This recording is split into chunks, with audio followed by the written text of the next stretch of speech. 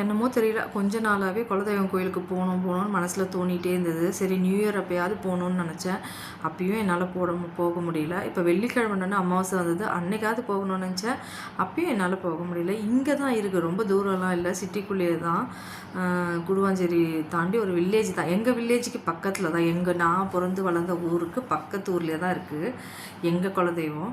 அங்கே போயிட்டு வந்தேன். அப்படியே முருகர் கோவிலுக்கு போயிட்டு வந்தேன், திருப்பூரூரில் இருக்கிற முருகர் கோவிலுக்கு. நான் சின்ன வயசில் படிக்க சொல்லலாம் அந்த பக்கம் நான் போனதில்லை. ஆனால் நான் இப்போ போகணுன்னு ஆசைப்பட்டு போனேன். சரியான கூட்டம், என்னால் பார்க்கவே முடியல கடவுளை. சரின்னு சொல்லிட்டு வந்துட்டேன். ஏன்னா சின்ன வயசுலேருந்தே அப்பா அம்மா எங்கேயுமே கூட்டின்னு போனதில்லை, எதையுமே பார்த்ததும் இல்லை.